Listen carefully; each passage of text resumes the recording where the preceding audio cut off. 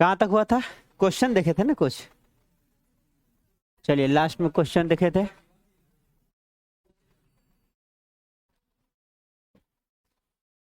आज जो है एक्यूरेसी से स्टार्ट करेंगे।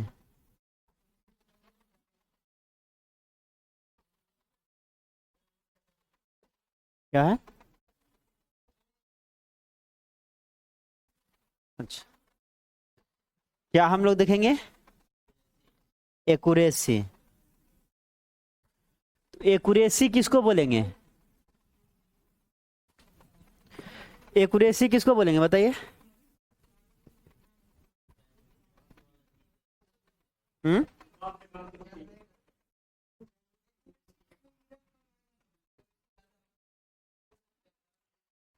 ट्रू वैल्यू के जितना करीब वैल्यू होगा, ठीक है ना, ट्रू वैल्यू के जितना करीब वैल्यू आएगा हम लोग क्या बोलेंगे? वो इंस्ट्रूमेंट या जो मेजरमेंट है उतना ही ज्यादा एक्यूरेट है। एक्यूरेसी और एरर में क्या है? रिलेशन है। एरर अगर अधिक होगा तो एक्यूरेसी क्या होगा? कम होगा। और एरर अगर कम होगा तो एक्यूरेसी अधिक होगा। मींस दोनों में रिलेशन है। एरर, मेरा क्या मकसद होना चाहिए कि एरर कम से कम हो। जितना ज्यादा कोई भी इंस्ट्रूमेंट एक्यूरेट है उतना ही अच्छा हम लोग मानेंगे, ठीक है। तो एक क्वेश्चन तो आपको डिफिनीशन से डायरेक्ट आता है, यही लाइन उठा करके दे देगा, ठीक है ना। It is the closeness with which an instrument reading approaches the true value of the quantity being measured. क्या कह रहा है? It is the closeness with which an instrument reading approaches the true value of the quantity being measured.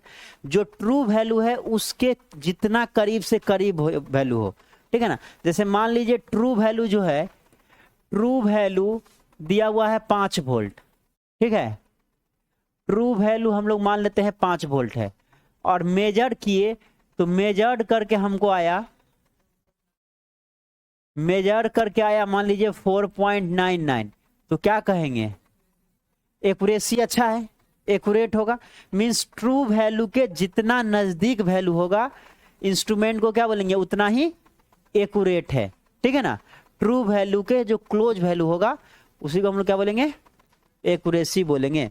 Accuracy of a measurement means conformity to truth.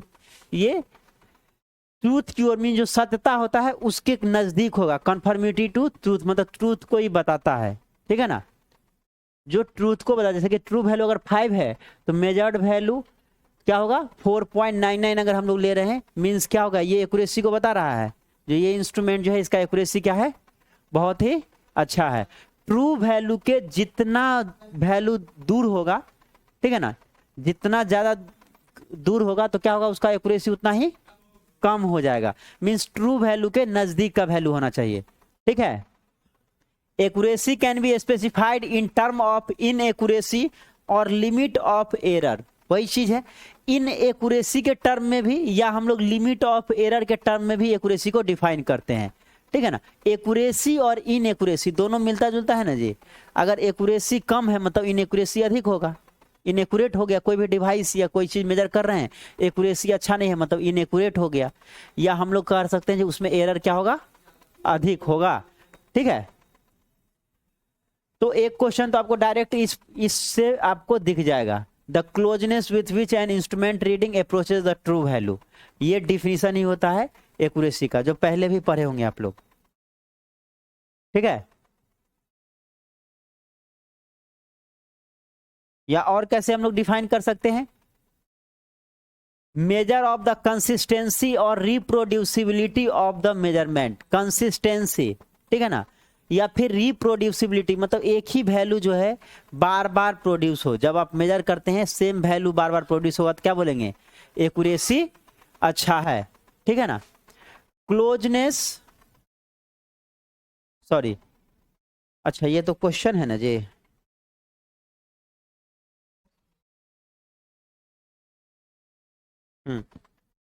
Sorry, हाँ, accuracy को define करने के लिए कह रहा है तो क्या हो जाएगा?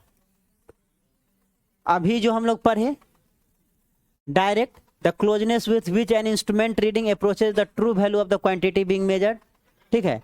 तो डायरेक्ट डिफिनीशन से भी क्वेश्चन आपको दिखेगा, एक्यूरेसी से पूछेगा अगर डिफिनीशन तौर पे, तो ये ऐसा ही क्वेश्चन देता है डायरेक्ट।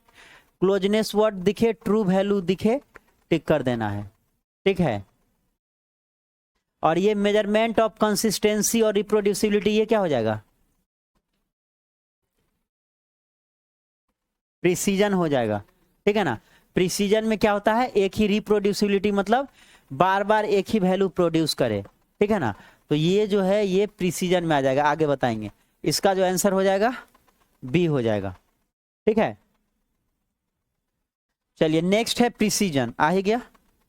तो प्रिसीजन क्या बोलेंगे, कोई इंस्ट्रूमेंट प्रिसाइज क्या कब बोलेंगे, जब एक ही वैल्यू को बार बार प्रोड्यूस करे। एक टर्म आपको देखने को मिलेगा यहाँ पे, रिप्रोड्यूसिबिलिटी, ठीक है ना। रिप्रोड्यूसिबिलिटी का मतलब हो गया एक ही वैल्यू बार बार अगर आ रहा है तो हम लोग क्या बोलेंगे, वो इंस्ट्रूमेंट प्रिसाइज है।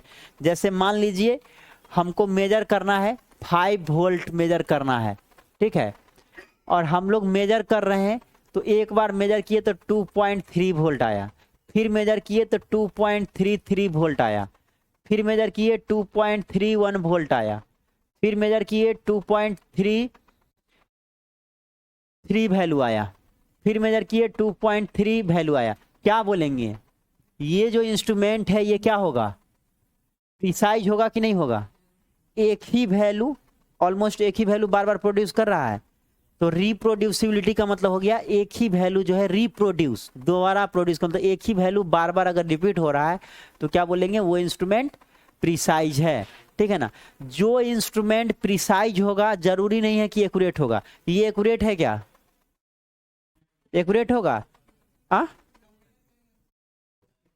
यहां रेफरेंस हम 5 वोल्ट लिए हैं, ठीक है ना, 5 वोल्ट ले लिए हैं, तो 5 वोल्ट के कंपैरिजन में ये क्या एक्यूरेट होगा, ये एक्यूरेट नहीं होगा, लेकिन ये प्रिसाइज है। जो इंस्ट्रूमेंट प्रिसाइज होगा जरूरी नहीं है कि वो एक्यूरेट भी हो, ठीक है ना, बात समझ गए। प्रिसीजन का मतलब हो गया सेम वैल्यू बार बार रिपीट होगा, तो हम बोलेंगे वो इंस्ट्रूमेंट क्या है, प्रिसाइज है, ठीक है ना, सेम तरह का वैल्यू प्रोड्यूस कर रहा है, ठीक है। और इसी में मान लीजिए 5 वोल्ट मेजर करना था, एक बार मेजर कर देता 2.3 वोल्ट आया, फिर एक बार मेजर किए तो 4.4 वोल्ट आया, फिर मेजर किए तो एक बार 5.3 वोल्ट आ गया, फिर मेजर किए तो 1.5 वोल्ट आ गया। क्या बोलेंगे, ये प्रिसाइज है, नहीं है, अलग अलग वैल्यू प्रोड्यूस कर रहा है ना, अलग अलग वैल्यू प्रोड्यूस करेगा, तो इसको हम क्या बोलेंगे, प्रिसाइज नहीं है। प्रिसाइज कब बोलेंगे, जब सेम वैल्यू बार बार रिपीट होगा तो, ठीक है ना, सेम वैल्यू बार बार प्रोड्यूस होगा तो हम बोलेंगे इंस्ट्रूमेंट क्या है, प्रिसाइज है। जो इंस्ट्रूमेंट प्रिसाइज होगा जरूरी नहीं है कि वो एक्यूरेट हो सकता है, ऐसा भी नहीं कहेंगे जो नहीं होगा, ऐसा भी हम नहीं कह सकते हैं जो इंस्ट्रूमेंट प्रिसाइज है वो एक्यूरेट होगा ही नहीं। जो इंस्ट्रूमेंट प्रिसाइज है मे or may not be accurate, accurate हो भी सकता है, नहीं भी हो सकता है। जैसे एक तो हम ये ले लिए, अगर एक बार मान लीजिए मेजर किए 4.9 वोल्ट, फिर मेजर किए 4.99 वोल्ट, फिर मेजर किए 4.98 वोल्ट, फिर मेजर किए 4.992 वोल्ट, क्या बोलेंगे, ये इंस्ट्रूमेंट प्रिसाइज भी है और एक्यूरेट भी है, ठीक है ना। तो जो इंस्ट्रूमेंट प्रिसाइज होगा मे or may not be accurate, accurate हो भी सकता है और नहीं भी हो सकता है, ठीक है ना। बट प्रिसीजन का यही है जो सेम वैल्यू बार बार प्रोड्यूस करेगा, तो हम क्या बोलेंगे, इंस्ट्रूमेंट प्रिसाइज है। जितना ज्यादा सिग्निफिकेंट फिगर होगा उतना ज्यादा हम लोग इंस्ट्रूमेंट को प्रिसाइज बोलेंगे। सिग्निफिकेंट फिगर कल बताए थे, है ना, तो जितना ज्यादा सिग्निफिकेंट फिगर होगा इंस्ट्रूमेंट को उतना ही ज्यादा हम लोग क्या मानेंगे, प्रिसाइज मानेंगे। क्लियर है।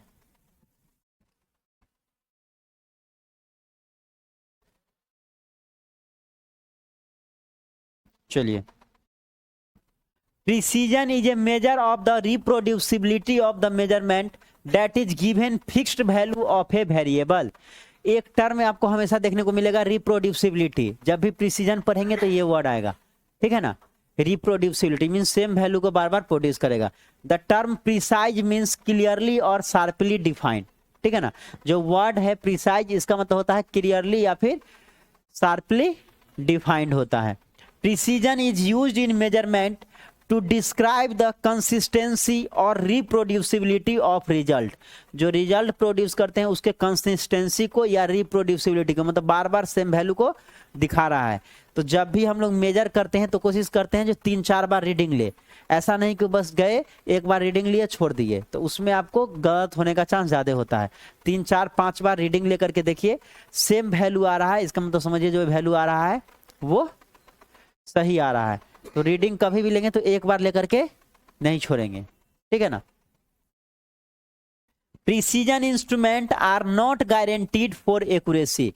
जो इंस्ट्रूमेंट प्रिसाइज है, प्रिसीजन इंस्ट्रूमेंट, जो इंस्ट्रूमेंट प्रिसाइज है, जरूरी नहीं है कि वो क्या होगा, एक्यूरेट होगा, ठीक है ना। हो भी सकता है, नहीं भी हो सकता है, कोई गारंटी नहीं, जो होगा ही होगा, ठीक है। तो जो भी प्रिसीजन इंस्ट्रूमेंट होगा उसका जरूरत नहीं है कि वो एक्यूरेट भी हो, एक्यूरेट हो भी सकता है, ऐसा भी नहीं है जो एक्यूरेट नहीं होगा। हम ये भी नहीं बोल सकते हैं कि जो प्रिसीजन इंस्ट्रूमेंट है वो एक्यूरेट नहीं होगा, एक्यूरेट हो भी सकता है और नहीं भी हो सकता है, दोनों केस है। Precision depends upon number of significant figure. जितना ज्यादा सिग्निफिकेंट फिगर होगा उतना ज्यादा इंस्ट्रूमेंट को प्रिसाइज बोलेंगे। The more significant figure then the precision is more. Significant figure जैसे कि 3.33, इसमें सिग्निफिकेंट फिगर कितना हो गया, 3, 3.333333 कितना हो गया सिग्निफिकेंट फिगर, 2, 2, 4, 2, 6।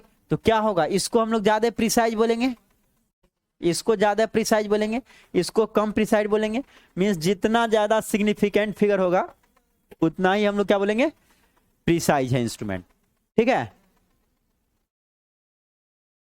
चलिए ये डायग्राम दिख रहा है, इस डायग्राम में प्रिसीजन और एक्यूरेसी के बीच में रिलेशन को हम लोग देखेंगे, ठीक है।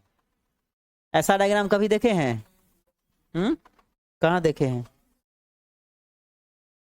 हाँ, आर्चरी जो होता है, ठीक है ना, या शूटिंग में अभी मन्नू भाकर जो मिला है तो उसमें आप देखे होंगे, देखे थे। तो उसमें जो यहाँ पे मारता है अंदर में उसको ज्यादा पॉइंट मिलता है, इससे हाँ 10 में 10 मिलता है, ठीक है। और इससे हाँ, इसमें अगर आप मारते हैं डायरेक्ट इस रेंज को ही हिट करते हैं तो 10 में 10 मिलेगा। इसमें हिट कीजिएगा 9, इसमें 8, इसमें 7, इसमें 6, इस तरह से होता है, ठीक है ना। और उसी बेसिस पे मार्क्स मिलता है। तो टारगेट कहाँ होना चाहिए, यहाँ पे होना चाहिए, ठीक है। अब देखिए यहाँ पे 4 डायग्राम है, ये चारों डायग्राम में प्रिसीजन और एक्यूरेसी में रिलेशन बताया गया है। अब देखिए इसमें क्या है, यहाँ पे क्रॉस है, यहाँ पे क्रॉस है, यहाँ पे क्रॉस है, यहाँ पे क्रॉस है। तो ये इंस्ट्रूमेंट एक्यूरेट तो है, एक्यूरेट कहने का मतलब ये जो क्लोज वैल्यू है उसके नजदीक आ रहा है वैल्यू, बट इसको हम लोग प्रिसाइज नहीं बोलेंगे। क्यों नहीं बोलेंगे? क्योंकि अलग अलग वैल्यू है, ठीक है ना। प्रिसाइज में हम बताए जो एक ही तरह का वैल्यू बार बार प्रोड्यूस होगा तब उसको प्रिसाइज बोलेंगे। तो ये एक्यूरेट है बट प्रिसाइज नहीं है। सेकेंड केस देखिए, यहाँ पे क्या है, यहाँ एक ही जगह पे सब वैल्यू प्रोड्यूस हो रहा है ना। मतलब मान लीजिए तीर से मार रहे हैं, एक ही जगह पे आ रहा है सब, तो क्या हो गया, प्रिसाइज हो गया, एक ही तरह का वैल्यू प्रोड्यूस कर रहा है तो प्रिसाइज हो गया, बट ये एक्यूरेट नहीं है, ठीक है। थर्ड केस ये देखिए, ये सब क्या है, टारगेट के पास है, ठीक है ना, 10 में 10, ठीक है। तो यहाँ पे क्या होगा, ये एक्यूरेट भी है और प्रिसाइज भी है, ठीक है ना। एक्यूरेट भी है और प्रिसाइज भी है, क्योंकि ये क्या है, मेरा टारगेट ये सेंटर का है, ठीक है ना। तो यहाँ सब जो है सेंटर के अंदर में है, मतलब एक्यूरेट होगा, एक्यूरेट होगा, 10 में 10 आ रहा है, ठीक है। और सब आसपास है तो क्या हो जाएगा, प्रिसाइज भी हो गया। तो इस केस में एक्यूरेट भी है और प्रिसाइज भी है, ठीक है ना। इस केस में देखिए, एक यहाँ है, एक यहाँ है, एक यहाँ है, एक यहाँ है। इस केस में न तो एक्यूरेट है और न ही प्रिसाइज है। एक्यूरेट कब होता है, जब अंदर में रहता तब, ठीक है, इसके आसपास रहता तब हम लोग बोलते हैं एक्यूरेट है। तो इसके आसपास भी नहीं है। और प्रिसाइज कब बोलेंगे, जब सब एक साथ रहेगा तब। तो यहाँ एक साथ भी नहीं रहा, एक साथ रहेगा तब प्रिसाइज बोलेंगे। तो यहाँ न एक साथ है न टारगेट के पास है, इसको क्या बोलेंगे, नाइदर एक्यूरेट नॉर प्रिसाइज। न ही एक्यूरेट है और न ही प्रिसाइज है। ठीक है, बोलिए।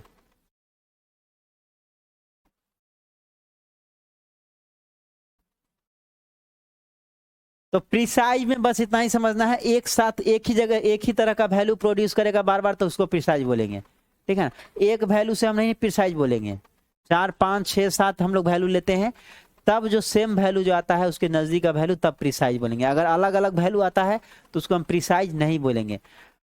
ठीक है, उसको प्रिसाइज नहीं बोलेंगे। ठीक है ना,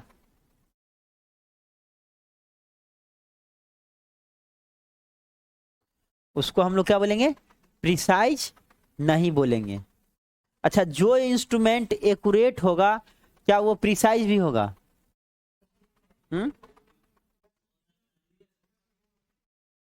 जो इंस्ट्रूमेंट एक्यूरेट होगा 99% चांस है जो वो इंस्ट्रूमेंट प्रिसाइज होगा। ठीक है ना, जो इंस्ट्रूमेंट प्रिसाइज है जरूरी नहीं है कि वो एक्यूरेट होगा, बट जो इंस्ट्रूमेंट एक्यूरेट है वो इंस्ट्रूमेंट क्या होगा, प्रिसाइज होगा। लिखना है तो लिख लीजिए। ठीक है ना, जो इंस्ट्रूमेंट प्रिसाइज होगा जरूरी नहीं है कि वो एक्यूरेट होगा, हो भी सकता है नहीं भी हो सकता है।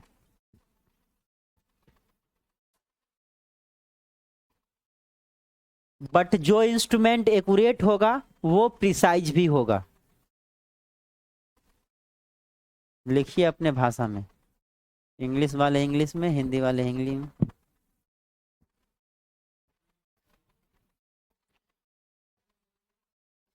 जो इंस्ट्रूमेंट प्रिसाइज होगा जरूरी नहीं है कि वो एक्यूरेट भी होगा, हो भी सकता है नहीं भी हो सकता है, लेकिन जो इंस्ट्रूमेंट एक्यूरेट होगा वो प्रिसाइज भी होगा।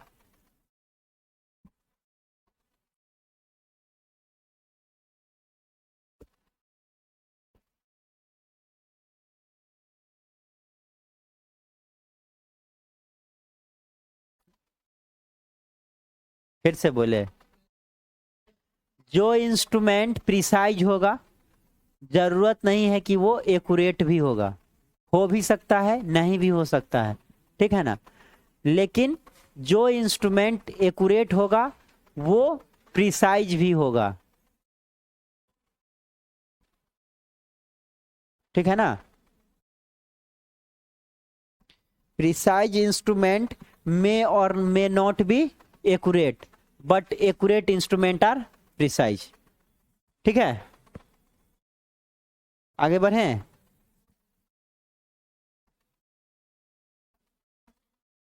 चलिए इसको बनाइए तो क्या होगा,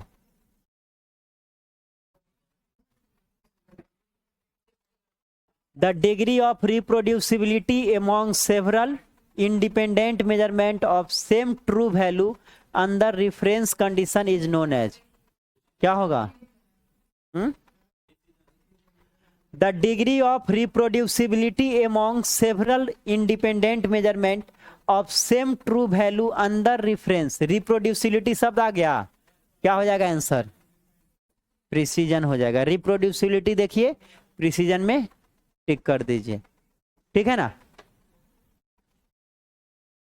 चलिए नेक्स्ट है रिजोल्यूशन। रिजोल्यूशन, इससे पहले रिजोल्यूशन कहां सुने हैं? इमेज में जो भी कैमरा है उसका रिजोल्यूशन जितना अच्छा होगा पिक्चर क्वालिटी उतना ही अच्छा आता है। मेगापिक्सल का नाम सुने होंगे, कैमरा में मेगापिक्सल सुने हैं ना, तो देखेंगे जिस कैमरा में पिक्सल्स जितना अधिक होता है, मींस जितना ज्यादा पिक्सल होगा उस कैमरे का क्वालिटी क्या होगा, उतना ही अधिक होगा, होता है ना जी। तो पिक्सल क्या है, पिक्सल मान लीजिए एक तरह का डॉट होता है। ठीक है, अब आप खुद देखिए एक मोबाइल फोन है जिसमें जो डॉट है, मतलब मेगापिक्सल में आप देखते हैं कैमरा जो आता है ना, एक मोबाइल फोन ये है और एक मोबाइल फोन ये है, ये जो डॉट देख रहे हैं ये पिक्सल को दिखा रहा है, क्या दिखा रहा है, पिक्सल को दिखा रहा है। कैमरा में पिक्सल आपको देखने को मिलता है, ये पिक्सल को दिखा रहा है। आप देखिए दोनों में अंतर। तो इसमें क्या होगा, नंबर ऑफ पिक्सल्स अधिक है, नंबर ऑफ पिक्सल्स अधिक है, मतलब एक जो पिक्सल है वो क्या करेगा, कम एरिया को कवर करेगा, करेगा ना जी। ज्यादा अगर पिक्सल है तो कम एरिया को कवर करेगा, और यहां क्या है, नंबर ऑफ पिक्सल्स कम है, तो ये क्या करेगा, ज्यादा एरिया को कवर करेगा। ज्यादा एरिया को कवर करेगा तो क्वालिटी क्या हो जाएगा, रिड्यूस हो जाएगा, ठीक है ना। जितना ज्यादा पिक्सल्स होगा पिक्चर का क्वालिटी उतना ही अधिक होता है। आप देखते हैं मेगा पिक्सल जो देखते हैं, ठीक है, पहले का कैमरा उठाइए जो मोबाइल फोन का कैमरा था और आज का कैमरा उठाइए, बहुत का अंतर है, ठीक है ना। अभी तो 50-50 मेगा पिक्सल का कैमरा सब है, हाँ वाइट कैमरा से आता था, ठीक है ना। तो picture quality means mega pixel जितना बढ़ेगा पिक्चर क्वालिटी क्या होगा, उतना ही अच्छा होगा, ठीक है ना। तो रिजोल्यूशन इसी से रिलेटेड है, मीन्स रिजोल्यूशन, जिस कैमरे का रिजोल्यूशन जितना अधिक होगा पिक्चर क्वालिटी उतना ही अधिक होगा। कैसे हम लोग करेंगे, तो कोई भी पिक्चर को जूम करके देखिए, ठीक है ना, अगर वो नहीं फट रहा है मतलब उसका क्वालिटी क्या है, बहुत ही अच्छा है, ठीक है ना। टेलीविजन में पढ़े होंगे ये सब चीज,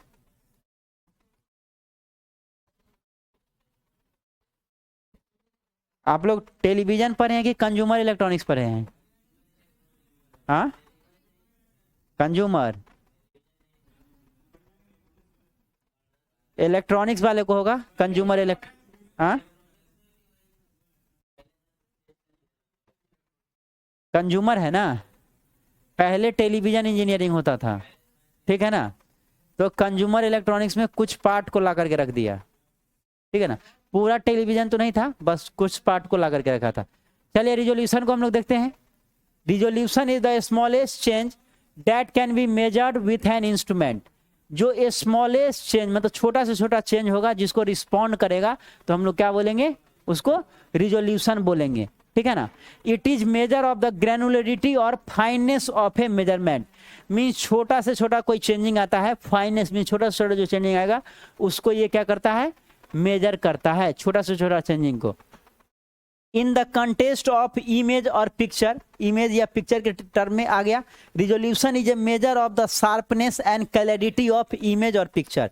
पिक्चर का क्लैरिटी कितना है, ठीक है ना, जितना अधिक क्लैरिटी होगा मीन्स उस कैमरा का उस इमेज का क्या है, क्वालिटी उतना ही अच्छा है, मतलब क्लैरिटी पे डिपेंड करता है जी। मीन्स रिजोल्यूशन जितना अच्छा होगा उतना ज़्यादा क्लैरिटी होगा। और रिजोल्यूशन अच्छा कब होगा, जब पिक्सल्स जो है वो अधिक होगा तब। आप देखिए दो कैमरा लाइए, एक कैमरा का 5 मेगापिक्सल है, एक कैमरा 50 मेगापिक्सल है, आप दोनों का क्वालिटी चेक कीजिए, आपको अंतर दिखेगा, ठीक है ना।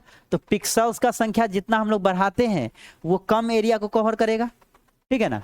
मान लीजिए एक काम है, एक काम को एक आदमी को दे दिया है करने के लिए, और एक काम है जिसमें 5 आदमी को लगा दिया गया है, तो कौन काम अच्छे से होगा, 5 आदमी करेगा। देखते होंगे कोई भी फंक्शन होता है तो डिवाइड कर दिया जाता है, ठीक है ना, 5 आदमी इस काम को देखेगा, 5 आदमी इस काम को देखेगा, 5 आदमी इस काम को देखेगा। एक आदमी को सब काम दे दिया तो कर पाएगा, नहीं कर पाएगा। तो जितना कम एरिया रहेगा उतना क्या होगा, वो क्वालिटी को इन्हांस करके देता है। तो मेगापिक्सल जितना बढ़ाते हैं क्वालिटी उतना ही इंप्रूव करता है, ठीक है ना, क्वालिटी उतना ही इंप्रूव करेगा। चलिए इसका डेफिनेशन क्या हो जाएगा,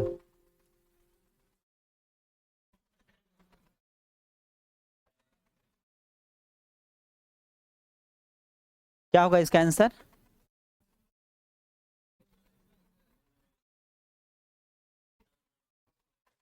resolution of an instrument is the minimum quantity it can measure. जो छोटा से छोटा जो चेंजिंग होगा उसको क्या करता है, डिटेक्ट कर पाता है, ठीक है ना, छोटा से छोटा जो चेंजिंग होगा उसको डिटेक्ट कर पाता है। The minimum quantity it can measure, छोटा से छोटा क्वांटिटी को क्या करता है, ये मेजर कर पाता है। नेक्स्ट टर्म है सेंसिटिविटी। सेंसिटिविटी क्या होगा, तो सेंसिटिविटी को हम लोग सिंपली अगर डिफाइन करें तो इसको डायरेक्ट क्या कह सकते हैं, चेंज इन आउटपुट बट्टे चेंज इन इनपुट, ठीक है ना। चेंज इन आउटपुट बट्टे चेंज इन इनपुट का जो रेशियो होता है उसको क्या बोलेंगे, सेंसिटिविटी बोलेंगे। डेल V0 बट्टे del VI, change in output बट्टे चेंज इन इनपुट का जो रेशियो होगा उसको क्या बोलेंगे, sensitivity. It is defined as the ratio of change in the output of an instrument to a change in the value of the quantity being measured. ठीक है ना, आउटपुट और जो क्वांटिटी आप मेजर कर रहे हैं दोनों का जो रेशियो होगा उसी को हम लोग क्या बोलेंगे, सेंसिटिविटी बोलेंगे। चेंज इन आउटपुट बट्टे चेंज इन इनपुट के रेशियो को हम लोग क्या बोलेंगे, sensitivity. It denotes the smallest change in the measured variable to which the instrument respond. Smallest change, छोटा से छोटा जो चेंज होगा उसको ये क्या करता है, रिस्पॉन्ड करता है। मीन्स जितना ज्यादा सेंसिटिविटी होगा उतना ही अच्छा इंस्ट्रूमेंट माना जाएगा, है ना। जैसे मान लीजिए आपको कोई टास्क दिया गया और आप 1 मिनट बाद रिस्पॉन्ड करते हैं, या मान लीजिए कोई कंप्यूटर सिस्टम है, आप अपने दिल पे मत लीजिए, कंप्यूटर है उसको आप ओपन कर रहे हैं, कोई कंप्यूटर जो है 5 सेकेंड 10 सेकेंड में ओपन हो जा रहा है और कोई कंप्यूटर जो है 2 मिनट ले रहा है, तो कौन सा ज्यादा सेंसिटिव हुआ, जो कम टाइम में कर रहा है, ठीक है ना। या इंसान में भी देखते होंगे जो जल्दी रिस्पॉन्ड करता है तो वो ज्यादा सेंसिटिव हुआ, ठीक है ना। और जो 2 मिनट 4 मिनट बाद रिस्पॉन्ड करेगा वो क्या होगा, कम सेंसिटिव होगा। मीन्स सिंपल शब्दों में बोले तो चेंज इन आउटपुट बट्टे change in input, del V naught बट्टे डेल वी आई का जो रेशियो होगा उसको हम लोग सेंसिटिविटी बोलते हैं, ठीक है ना। और सेलेक्टिविटी क्या होता है, सेलेक्टिविटी टर्म सुने हैं, कम्युनिकेशन में सुने होंगे। सेलेक्टिविटी क्या होता है,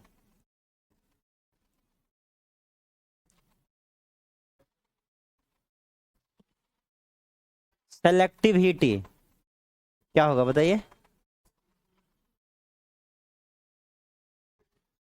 गूगल के दुनिया में मत जाइए। Ability to reject unwanted signal, ability to reject, ability to reject unwanted, unwanted signal.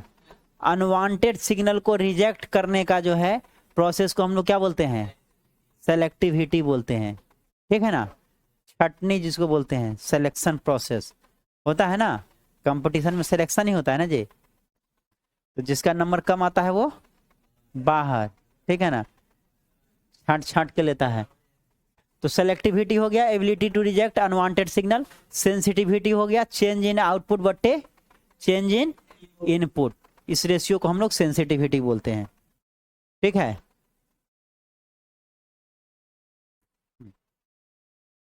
The sensitivity of an instrument is defined by dividing the sum of the resistance of the meter Rm and the series resistance Rs by the full scale reading in volts, ठीक है ना। इस तरह से भी हम लोग इसको डिफाइन करते हैं सेंसिटिविटी को।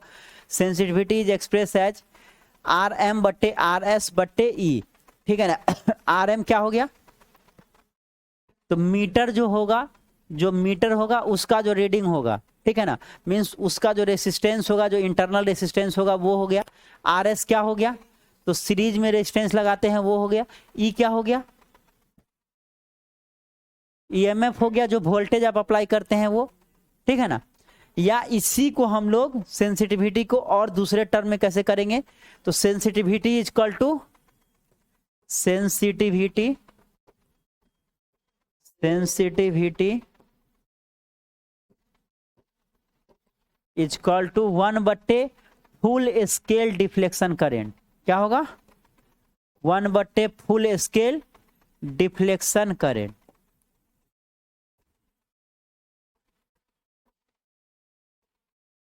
ठीक है। या सेंसिटिविटी को हम लोग कैसे मेजर करते हैं, यूनिट क्या होगा सेंसिटिविटी का, ओम पर वोल्ट में मेजर करते हैं। ये क्वेश्चन भी पूछा जाता है, ठीक है ना। सेंसिटिविटी का यूनिट आपसे पूछ देगा क्या होगा, तो किस में मेजर करेंगे, ओम पर वोल्ट में मेजर करते हैं। Unit of instrument sensitivity is express in ohm per volt, ठीक है ना। क्या इनपुट बटा आउटपुट, इनपुट बटा आउटपुट वहां तो यूनिट लेस हो जाएगा।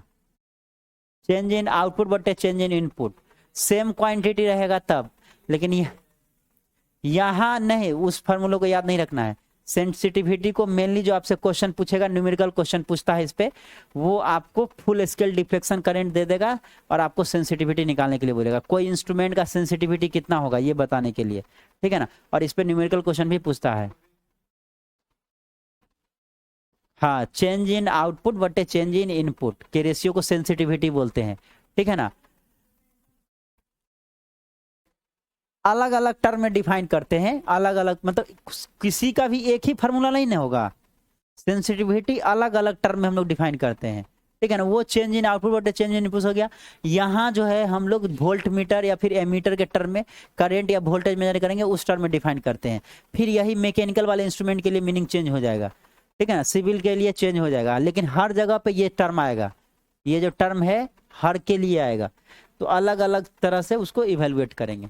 देखिए मेन यहीं से क्वेश्चन पूछता है, sensitivity is also express as S is equal to 1/IFSD। क्या हो जाएगा? 1/IFSD, full scale deflection current. क्या पढ़ेंगे इसको? इसको लिख लीजिए IFSD, इस पे क्वेश्चन पूछता है, ठीक है ना। फुल स्केल डिफ्लेक्शन करेंट, याद रहेगा। सेंसिटिविटी इज इक्वल टू क्या हो जाएगा? 1/, फुल स्केल डिफ्लेक्शन करेंट, मतलब इनवर्सली प्रोपोर्शनल है। अगर फुल स्केल डिफ्लेक्शन करेंट बढ़ेगा तो सेंसिटिविटी क्या होगा? घटेगा। दोनों इनवर्सली प्रोपोर्शनल होता है एक दूसरे के, ठीक है ना। क्या होता है? इनवर्सली प्रोपोर्शनल होता है। So sensitivity said to be equal to the reciprocal of the full scale deflection current. Reciprocal होता है, रेसिप्रोकल करने का मतलब एक बढ़ेगा तो दूसरा घटेगा, ठीक है ना। तो इसको आप जरूर ध्यान में रखिएगा, इस फार्मूले को आप ध्यान में रखिएगा। सेंसिटिविटी, मान लीजिए फुल स्केल डिफ्लेक्शन करंट आपको दे दिया और आपसे सेंसिटिविटी निकालने के लिए पूछ देगा, या सेंसिटिविटी दे दिया आपसे फुल स्केल डिफ्लेक्शन करंट पूछ देगा, ठीक है। तो ये चीज दिमाग में आपके होना चाहिए। या फिर यूनिट ऑफ सेंसिटिविटी किस में मेजर करते हैं? तो ओम पर वोल्ट, ठीक है। Sensitivity of a voltmeter is given as, voltmeter का क्या हो जाएगा?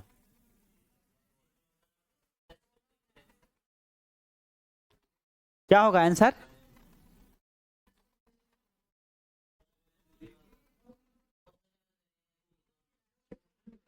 सेंसिटिविटी वोल्ट मीटर का पूछ रहा है तो ओम पर वोल्ट होगा, ठीक है। और reciprocal of full scale deflection current भी होता है ना। तो दोनों ऑप्शन हो जाएगा, बोथ ए एंड बी, दोनों ऑप्शन सही है, ठीक है ना। चलिए नेक्स्ट है क्लासिफिकेशन ऑफ मेजरिंग इंस्ट्रूमेंट।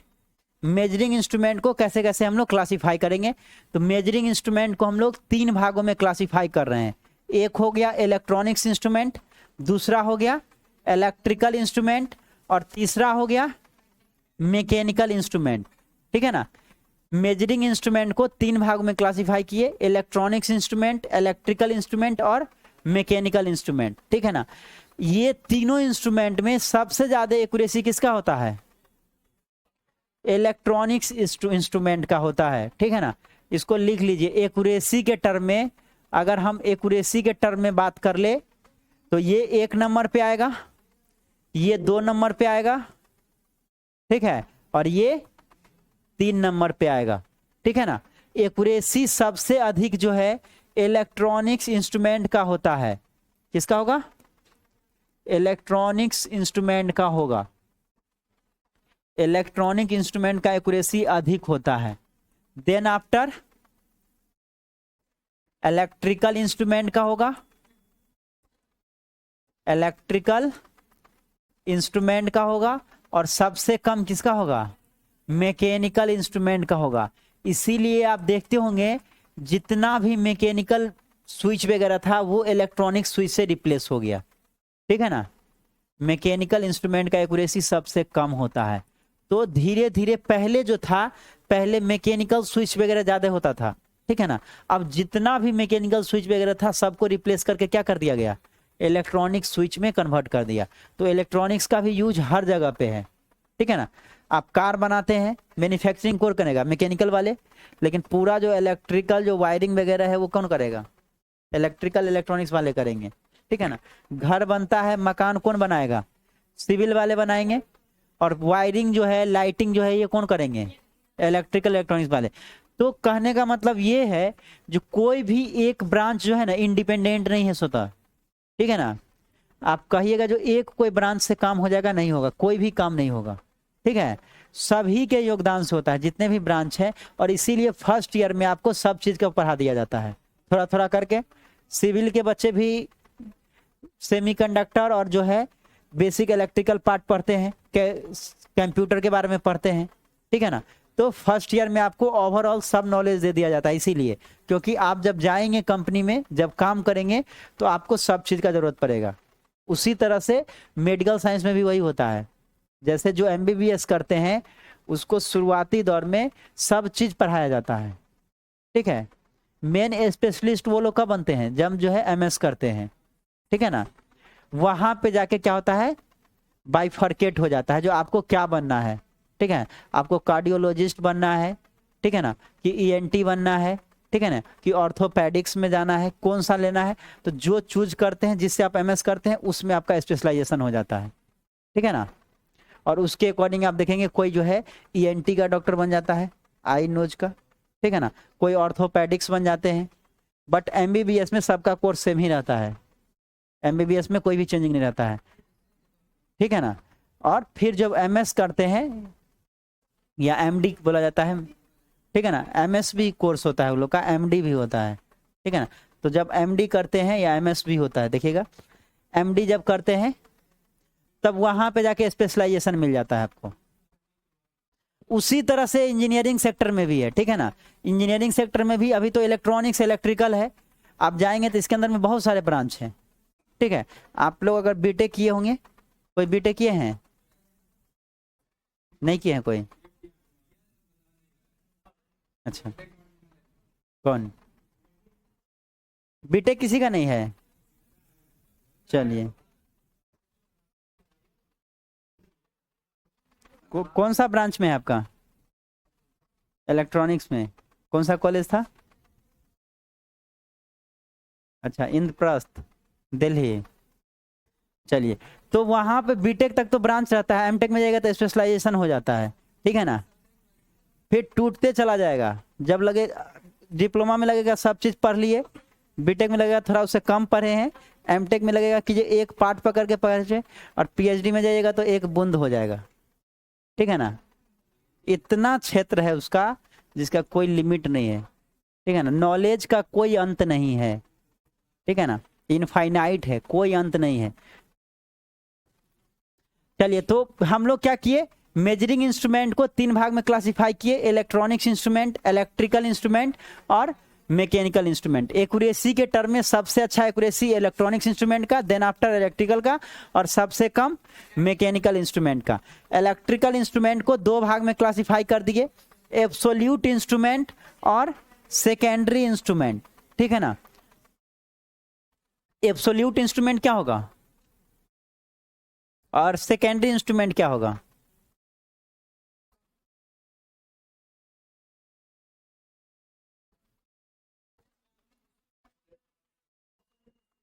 हाँ, प्राइमरी इंस्ट्रूमेंट जो भी होगा उसको हम लोग एब्सोल्यूट इंस्ट्रूमेंट बोलेंगे, ठीक है ना। इसको वैलिडेट करने का आवश्यकता नहीं पड़ता है, ठीक है ना। और सेकेंडरी इंस्ट्रूमेंट क्या हो गया? तो ये इंस्ट्रूमेंट जैसे कि ammeter, voltmeter, wattmeter, energy meter, ये सब क्या है? सेकेंडरी इंस्ट्रूमेंट हो जाएगा, ठीक है ना। और टेंजेंट गैल्वेनोमीटर आता है, वो एब्सोल्यूट इंस्ट्रूमेंट में हो गया, इसको वैलिडेट करना नहीं होता है, ठीक है ना। जैसे आप वजन करते हैं तो जो क्या बोलते हैं उसको, बटखरा, तो वो जो हम लोग के पास जो रहता है या दुकान में रहता है, तो उसको क्या किया जाता है? वैलिडेट किया जाता है, ठीक है ना। उसका जो वैल्यू है वो घट सकता है, 1 kg का बटखरा हो सकता है जो 950 ग्राम, या फिर 900 ग्राम तक भी पहुंच जाएगा घिस करके, ठीक है ना। दिमाग लगा करके कम कर बेसी कर देता है। लेकिन एक ऐसा होता है केजी जिसको रखा जाता है हमेशा, वो टेम्परेचर वगैरह सब चीज मेंटेन किया जाता है, वो 1 kg का 1 kg ही रहता है, उसको एज ए रिफरेंस हम लोग मान के चलते हैं, ठीक है। और ये जो मार्केट में देख रहे हैं वो रिफरेंस नहीं है, उसको आप रिफरेंस नहीं। हाँ, शीशा में क्या होता है, वेरिएशन नहीं होता है, ठीक है ना। सोना में जो है 1-1 ग्राम सोना का वैल्यू होता है, ठीक है ना। तो हाँ, तो उसमें जो है इसीलिए उसको जो है शीशा में रखता है। सब्जी तोलने वाला पे नहीं देगा तौल के वो, ठीक है ना, बहुत का डिफरेंस हो जाएगा, ठीक है। 1 ग्राम का भी हमको लगता है कितना कीमत होगा अभी, 6-7 हजार, 6 हजार प्लस होगा, 7 हजार से कम नहीं होगा अभी सोना। तो 6500 हो गया, ठीक है।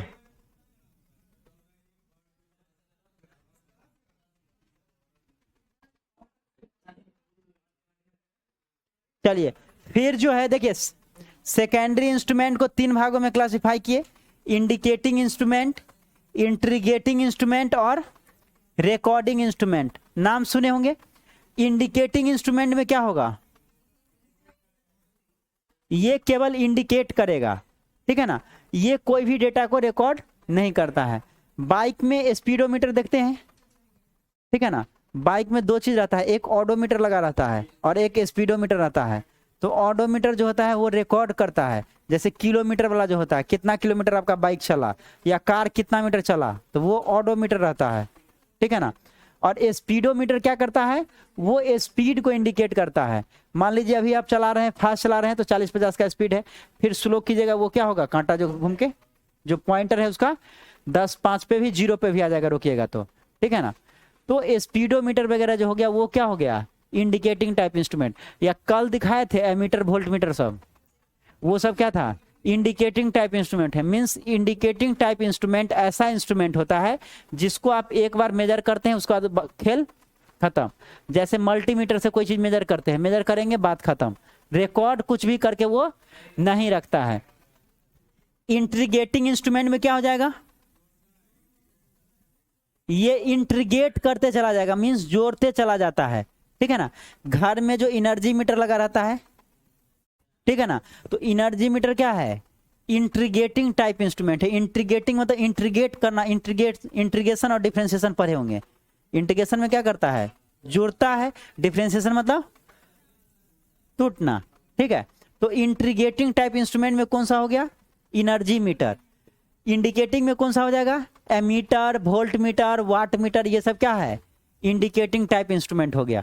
और इंट्रीगेटिंग में क्या आ गया, एनर्जी मीटर। इसमें क्या होता है, मान लीजिए आज आपका बिजली बिल 15 यूनिट हुआ है, ठीक है, इस महीने का 15 यूनिट हो गया, तो अगले जो अब होगा, अब क्या होगा, 16, 17, 18 ऐसे बढ़ते चला जाएगा कि घटता है, पीछे आता है।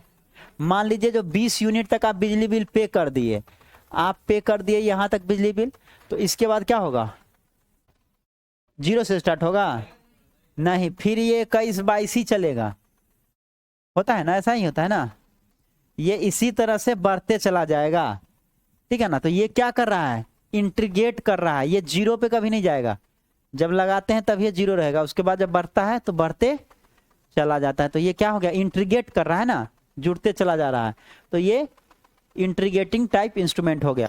और 1 किलोवाट बराबर 1 यूनिट होता है ना, कितना बिल लेता है इधर,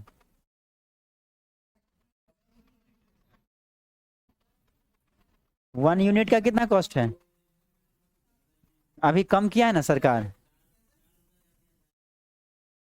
अभी मीटर कम किया है ना बिजली बिल, हर एक जगह का अलग अलग है, ठीक है ना। 4 रुपया कुछ पैसा करके कर दिए।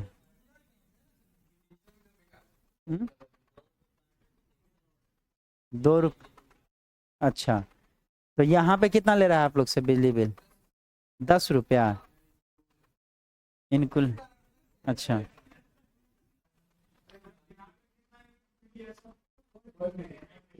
यहाँ पे फ्री नहीं किया है, यहाँ पे क्या किया है, पैसा कम कर दिया है, ठीक है ना। 4 रुपया कुछ पैसा कॉमर्शियल का क्या है, अर्बन का रूल, हाँ कम किया है, अभी रिसेंटली कम किया है, 2 रुपया कुछ पैसा हो चुका है। आप रिसेंटली देखिएगा, 1 सप्ताह पहले का या 10 दिन पहले का जो है ना, कम किया है नीतीश कुमार। इलेक्शन आ रहा है ना, तो अब जो है कम हो गया है। ठीक है, इसमें बिजली बिल जो है अलग अलग जगह का अलग अलग आता है। कॉमर्शियल का अलग रेट है, डोमेस्टिक का अलग रेट है, बीपीएल धारी जो है उनका फिर अलग रेट है। ठीक है ना, तो अलग अलग सबका रेट है।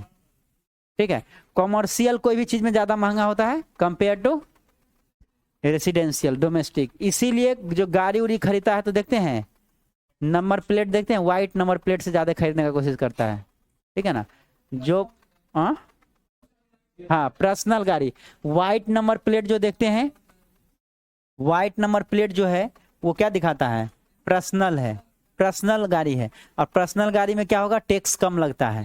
ठीक है, इसीलिए देखिएगा स्कॉर्पियो वगैरह जो है लगा रहा है एकदम धड़ल्ले से भाड़ा में, लेकिन व्हाइट प्लेट खरीदता है, क्योंकि कॉमर्शियल बाइक जो कॉमर्शियल जो होगा,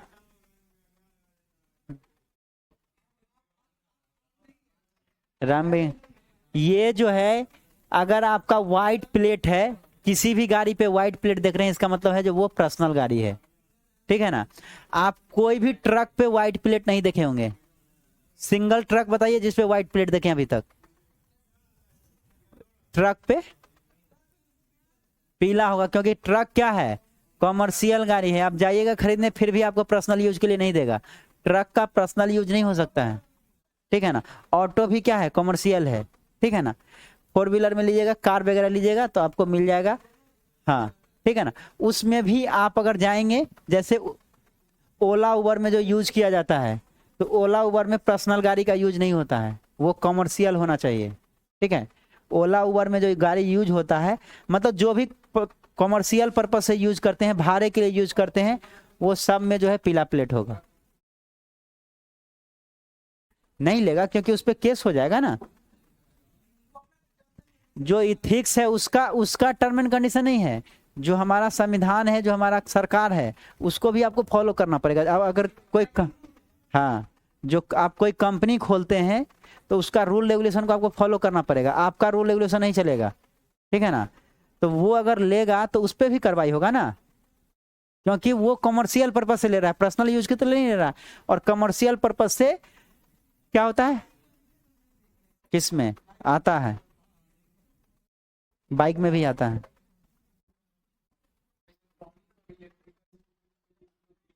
चलिए नेक्स्ट, रिकॉर्डिंग इंस्ट्रूमेंट में क्या होगा, तो ये रिकॉर्ड करके रखता है। ठीक है ना, ये डेटा को क्या करेगा, रिकॉर्ड करेगा। इसमें इंडिकेटिंग में क्या है, ये एक बार वैल्यू दिखाएगा, उसके बाद खेल खत्म, उसके बाद आपको कोई भी रिकॉर्ड नहीं रहेगा आपके पास, ये केवल उस समय में इंडिकेट कर देगा। ठीक है ना, ammeter, voltmeter, wattmeter, ये सब इंडिकेटिंग इंस्ट्रूमेंट हो गया। ठीक है ना, और रिकॉर्डिंग टाइप इंस्ट्रूमेंट में ये रिकॉर्ड करके रखता है डेटा को। ठीक है ना, इंटीग्रेटिंग में इंटीग्रेट होगा डेटा, बढ़ते चला जाएगा, जोड़ते चला जाएगा। ठीक है ना, जुड़ते चला जाएगा, 1 2 3 4 5 6 7 8। रिकॉर्डिंग में इंटीग्रेट होते हुए नहीं चलेगा, ये डेटा को केवल रिकॉर्ड करके रखता है। आप जो भी मेजर करेंगे ना, उसको रिकॉर्ड करके रखता है। हाँ हाँ, वो रिकॉर्ड करके आपके वैल्यू को रखेगा, जो आप ये जोड़ घटाव किए तो आपका ये वैल्यू हुआ। ठीक है ना, वो जोड़ेगा नहीं, वो बढ़ाएगा नहीं अपने से, बात समझे, वो डेटा को रिकॉर्ड करके केवल रखता है।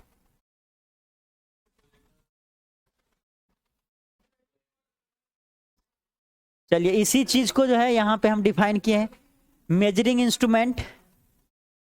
चलिए मेजरिंग इंस्ट्रूमेंट क्या हो गया, तो ऐसा इंस्ट्रूमेंट हो गया जिससे हम लोग क्या करते हैं, मेजरमेंट करते हैं, उसको क्या बोलेंगे, measuring instrument. an instrument used for measurement of quantity in terms of magnitude etc, either it can be physical or electrical, is said to be measuring instrument। मतलब सिंपल शब्दों में बोले तो मेजरिंग इंस्ट्रूमेंट ऐसा इंस्ट्रूमेंट होता है जिससे हम लोग क्या करते हैं, मेजरमेंट करते हैं, उसको हम लोग मेजरिंग इंस्ट्रूमेंट बोलेंगे। Depending upon the type of quantity being measured there are 3 types of measuring instrument. अब किस तरह का क्वांटिटी आप मेजर करते हैं, तो उसके अकॉर्डिंग 3 तरह का इंस्ट्रूमेंट को किया गया है, इलेक्ट्रॉनिक्स इंस्ट्रूमेंट, इलेक्ट्रिकल इंस्ट्रूमेंट और मैकेनिकल इंस्ट्रूमेंट। मतलब किस तरह के क्वांटिटी को आप मेजर करते हैं। ठीक है ना, मेजरमेंट केवल इलेक्ट्रॉनिक्स में ही नहीं होता है, हर एक जगह पे होता है, सिविल में भी मेजरमेंट होता है, मैकेनिकल इंस्ट्रूमेंट में भी मेजरमेंट होता है। तो किस तरह का आप मेजरमेंट करते हैं, कौन सा कौन सा क्वांटिटी को आप मेजर करते हैं, उसके अकॉर्डिंग 3 भागों में क्लासीफाई किए। आपको ध्यान रखना है एक्यूरेसी के टर्म में, सबसे ज़्यादा एक्यूरेसी होगा इलेक्ट्रॉनिक्स का, देन आफ्टर इलेक्ट्रिकल, और सबसे कम मैकेनिकल इंस्ट्रूमेंट का। ठीक है, एक मैकेनिकल इंस्ट्रूमेंट को बताते हैं।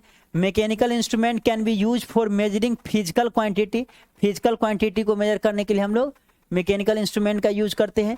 These instrument have a poor response to time varying quantity. जो टाइम वेरिंग क्वांटिटी है उसके लिए पुअर रिस्पॉन्स होता है। सबसे अच्छा रिस्पॉन्स किसका होता है? इलेक्ट्रॉनिक्स इंस्ट्रूमेंट का सबसे अच्छा रिस्पॉन्स होता है।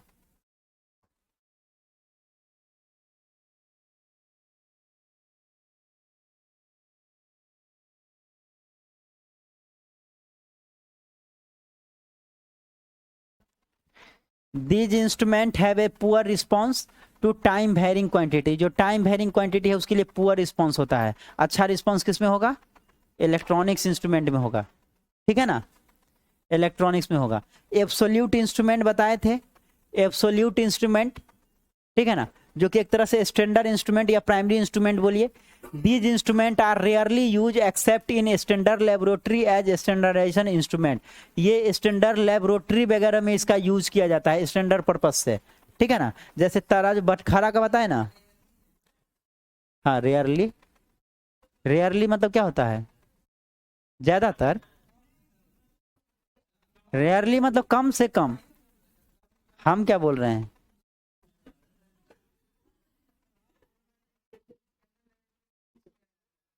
कम से कम यूज करते हैं, ये स्टैंडर्ड हो गया। ठीक है ना, रेयरली मतलब होता है कम से कम।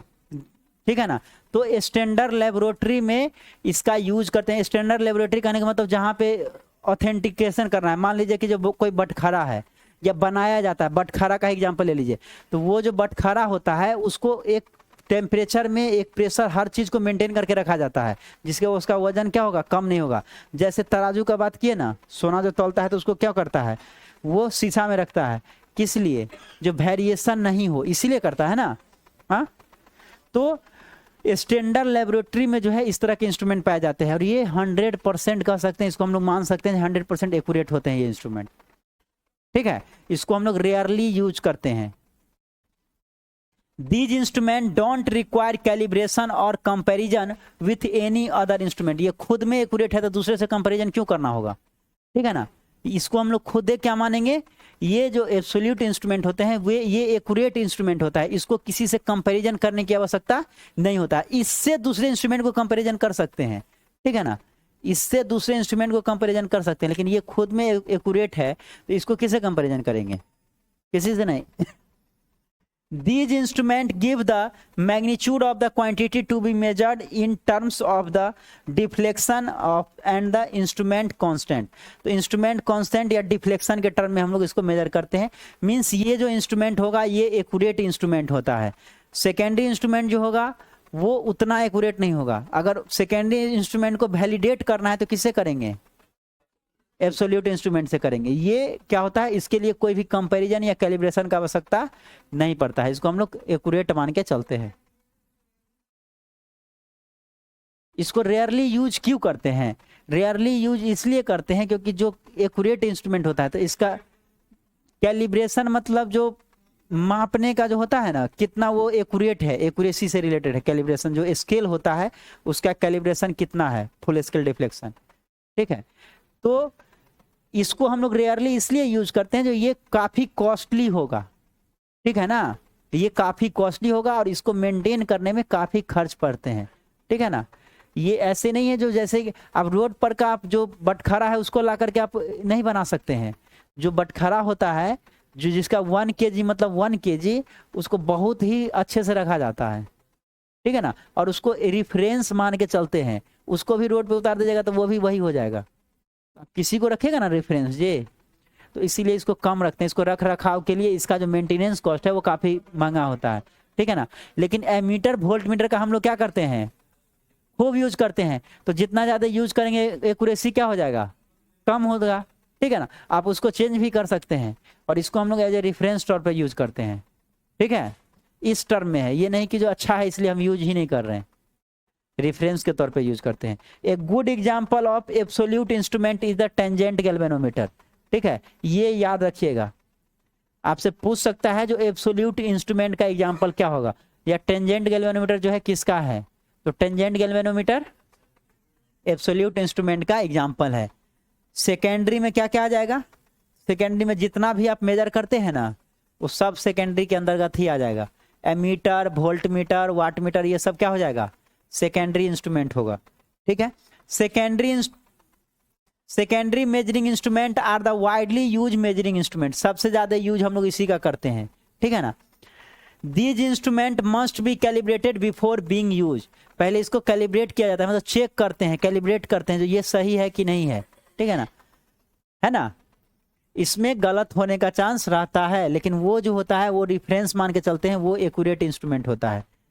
The measurement of the magnitude of the electrical quantity to be measured is obtain directly by taking the deflection from the instrument, instrument से जो डिफ्लेक्शन होता है उससे हम लोग डायरेक्टली क्या करते हैं, मेजर करते हैं। जैसे वोल्ट मीटर में या एमीटर में या ओम मीटर में जो डिफ्लेक्शन होता है वहीं से हम लोग मेजर कर लेते हैं ना, कितना डिफ्लेक्शन होता है उसके अकॉर्डिंग हम लोग मेजर कर लेते हैं डायरेक्टली, है ना।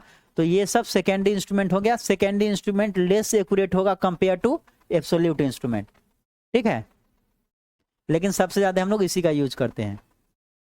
Secondary instrument are further classified into 3 group depending on the end device use for measuring the desire quantity. They are indicating instrument, integrating instrument और रिकॉर्डिंग इंस्ट्रूमेंट। ये तीनों हम लोग पढ़े अभी, इंडिकेटिंग इंस्ट्रूमेंट, रिकॉर्डिंग इंस्ट्रूमेंट और इंट्रीगेटिंग instrument.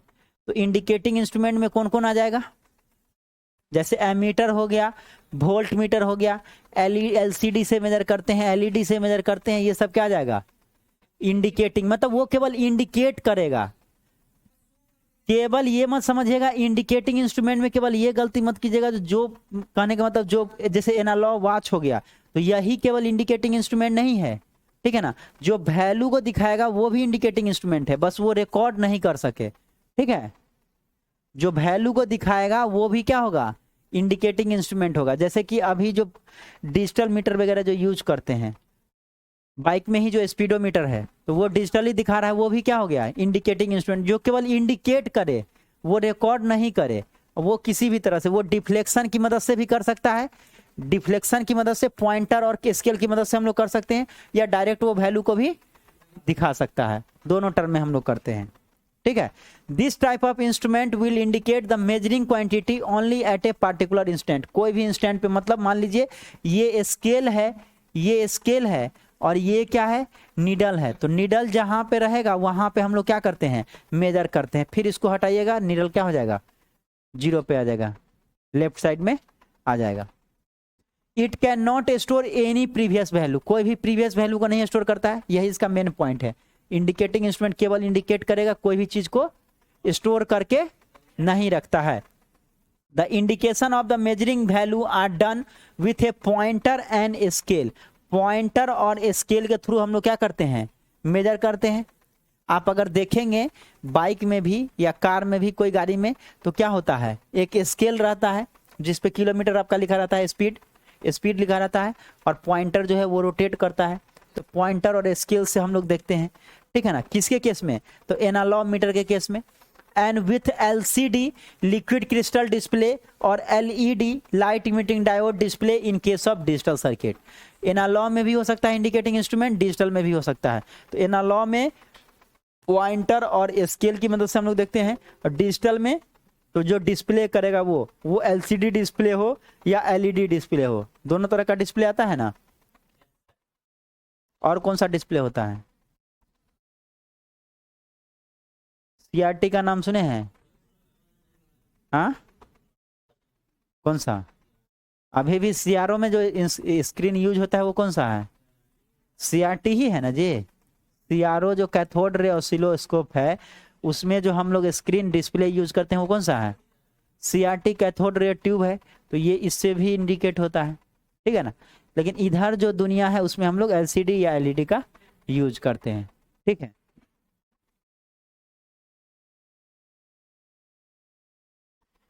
Examples of examples of indicating instrument are voltmeter, ammeter, wattmeter, speedometer. जो भी इंडिकेट करेगा वो सारे के सारे क्या हो जाएगा, इंडिकेटिंग इंस्ट्रूमेंट में होगा। इसमें कोई भी रिकॉर्डिंग वगैरह नहीं होता है, ठीक है। नेक्स्ट रिकॉर्डिंग इंस्ट्रूमेंट, ये क्या करेगा, डेटा को रिकॉर्ड करके रखता है, डेटा को रिकॉर्ड करके रखता है। These instruments give the integration of the input applied over a particular period of time. कोई पार्टिकुलर पीरियड ऑफ टाइम में जो वैल्यू होगा उसको ये देता है।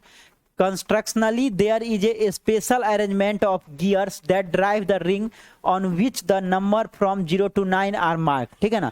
एक ड्राइवर होता है जो ड्राइव करता है, मीन्स रिंग जो है रोटेट करते रहता है, ठीक है ना, उससे ये काउंट करता है।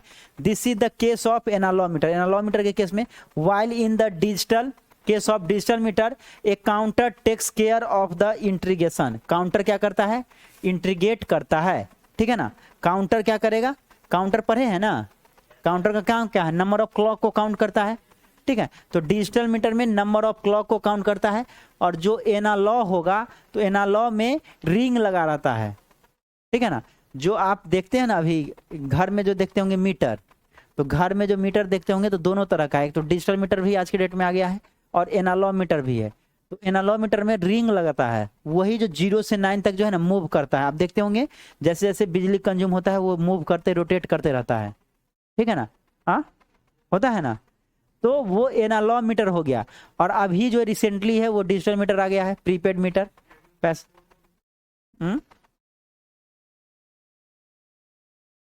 स्टेडियम,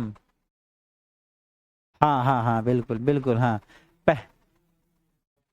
पुराना वाला, पहले वाला, ठीक है ना।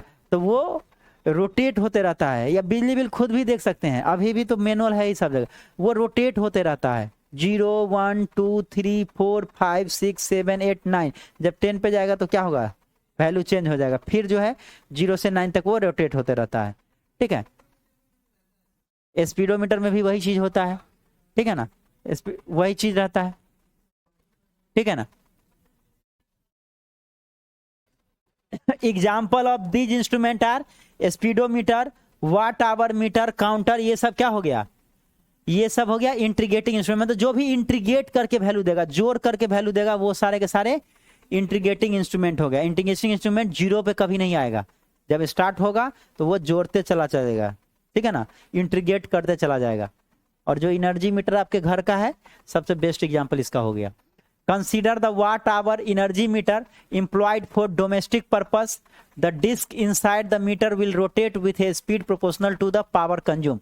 जितना ज़्यादा पावर कंजम्पशन होता है उस हिसाब से वो डिस्क जो है रोटेट करता है। अगर पावर कंजम्पशन ज़्यादा है, मतलब बल्ब वगैरह, फैन वगैरह सब चीज़ आप यूज कर रहे हैं, ठीक है ना, आयरन वगैरह यूज करते हैं, आयरन वगैरह ज़्यादा कंज्यूम करता है, तो आप कैसा कितना कंज्यूम कर रहे हैं उसके अकॉर्डिंग डिस्क रोटेट करता है, ठीक है ना। उसके अकॉर्डिंग क्या होता है, डिस्क रोटेट करता है। जितना ज्यादा पावर कंज्यूम करेंगे उतना ज्यादा क्या होगा, डिस्क का रोटेशन होगा, ठीक है ना। और उसके अकॉर्डिंग क्या होगा, आपका बिजली बिल भी आता है at a particular instant of time. तो क्या आप यूज करते हैं उस पर डिपेंड करता है, कितना वाट कितना पावर कंज्यूम करते हैं, ठीक है ना। उसमें सिंपल सा है, आयरन वगैरह यूज करते हैं तो आयरन ज्यादा कंज्यूम करता है, ठीक है ना। मोटर चालू कीजिएगा ज्यादा कंज्यूम करेगा, पंखा भी आपको कंज्यूम करेगा अच्छा खासा। वही बल्ब वगैरह है तो 9 वाट का बल्ब है तो वो कम कंज्यूम करेगा। सिंपल सी बात है, जो 1 किलोवाट आवर बराबर 1 यूनिट होता है, ठीक है ना। और सब यहाँ पे जो बैठे हुए हैं इलेक्ट्रिकल और इलेक्ट्रॉनिक्स के इंस्ट्रूमेंट बैठे हुए हैं, ठीक है। तो आप लोग से बढ़िया इस चीज को समझ भी नहीं सकता है, कितना आप 1 आवर में कितना कंज्यूम कर रहे हैं। 1 किलोवाट आवर पूरा दीजिए, 1 यूनिट उठ जाएगा बिजली, ठीक है ना। 1 किलोवाट आवर बराबर 1 यूनिट, तो इतना पूरेगा 1 यूनिट हो जाएगा, 10 रुपया लग जाएगा, ठीक है। Next, depending upon the method of measurement और result obtain the instrument, measuring instrument are classify into different 2 types. Measuring instrument के 2 अलग तरीका से भी हम लोग डिफाइन करते हैं। जैसे एक डिफ्लेक्शन टाइप हो गया, एक नल टाइप इंस्ट्रूमेंट हो गया।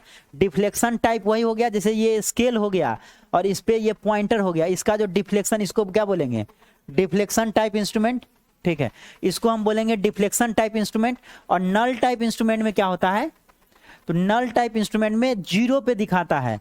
तराजू देख रहे हैं ना, तराजू एक तरह का नल टाइप इंस्ट्रूमेंट हो गया, बीच में आता है तब हम लोग मेजर करते हैं, अगर इधर उधर कांटा रहता है तो नहीं मेजर करते हैं, एकदम बीच में रहेगा तब मेजर करते हैं, तो वो नल टाइप इंस्ट्रूमेंट हो गया। पोटेंशियोमीटर जो होता है नल टाइप इंस्ट्रूमेंट है, ठीक है ना। Wheatstone bridge null type instrument आ जाएगा, और डिफ्लेक्शन टाइप इंस्ट्रूमेंट में एमीटर वोल्टमीटर सब हो जाएगा, जिसमें पॉइंटर और स्केल के मदद से डिफ्लेक्शन होता है, तो वो डिफ्लेक्शन टाइप हो गया। और जिसमें जीरो पे आकर के हम लोग मेजर करते हैं, जब नल मतलब क्या होता है, जीरो, मतलब जब जीरो पे पहुंचेगा तब जो हम लोग मेजर करते हैं तो उसको नल टाइप इंस्ट्रूमेंट बोलेंगे। नल टाइप इंस्ट्रूमेंट का एग्जांपल हो जाएगा पोटेंशियोमीटर। हाँ, व्हीटस्टोन ब्रिज, पोटेंशियोमीटर, जो भी जीरो पे आके मेजर करेंगे ना वो नल टाइप हो जाएगा। डिफ्लेक्शन टाइप जिसको जब डिफ्लेक्शन होगा, क्या, हाँ बोलिए।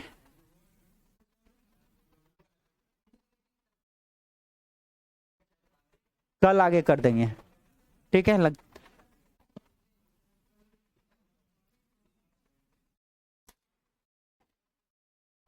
अच्छा, कल क्लास है कि नहीं है?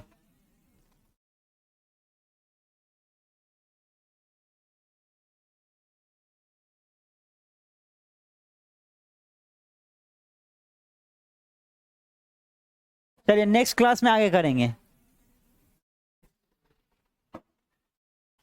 नेक्स्ट